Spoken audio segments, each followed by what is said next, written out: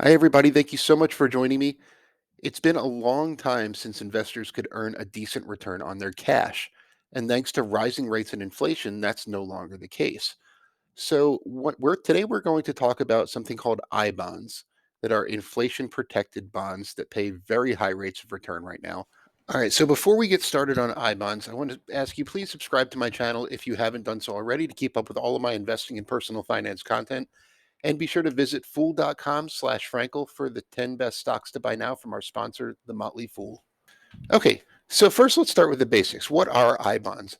I bonds are formally known as Series I US savings bonds. They're issued by the US government and they're meant to protect against inflation without a ton of risk.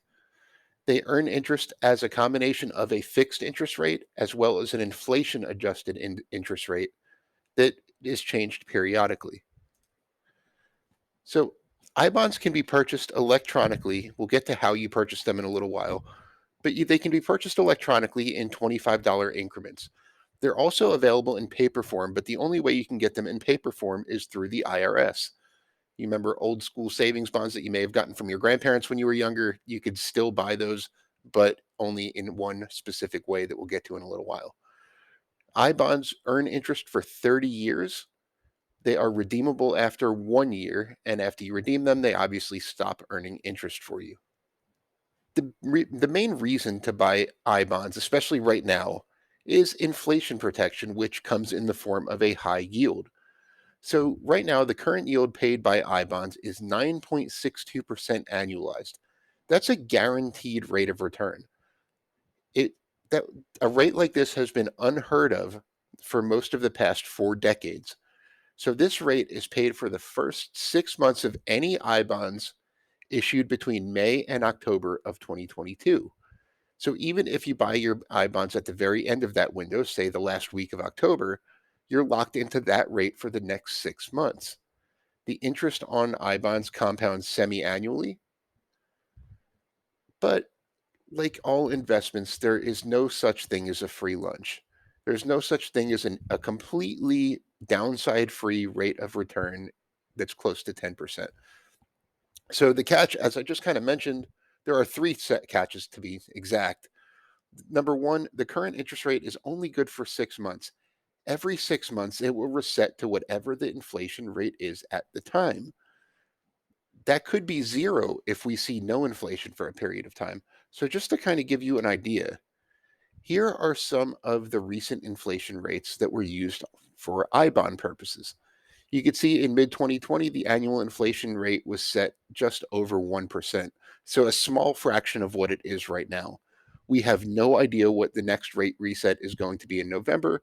It should still be relatively high based on recent inflation data, but in the future, there's no guarantee that these are going to be excellent returns. The other One of the other major downsides sides is the holding period. You have to hold an I bond for at least 1 year before cashing it in. So don't buy I bonds with any money that you don't want locked up for at least 1 year.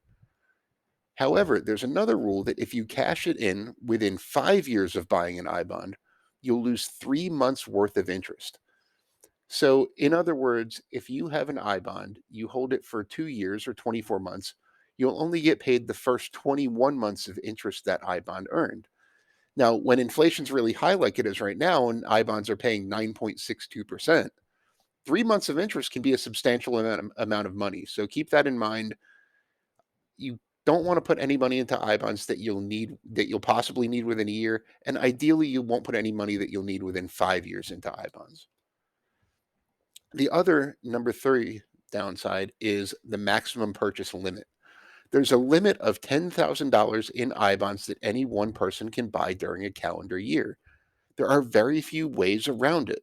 The only real way to get around that limit, and it's not even a big workaround, you can also buy as much as $5,000 of paper I bonds with your tax refund.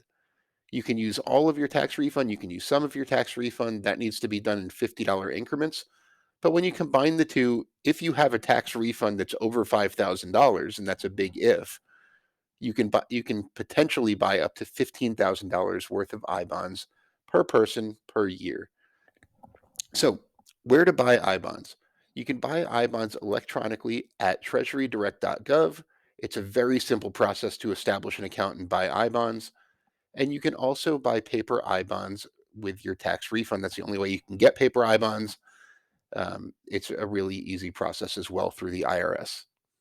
Once again, thank you so much for joining me. Be sure to click subscribe if you don't subscribe to my channel already. And as always, this video is sponsored by The Motley Fool. Be sure to visit www.fool.com/Frankel to receive the top 10 best stocks to buy now.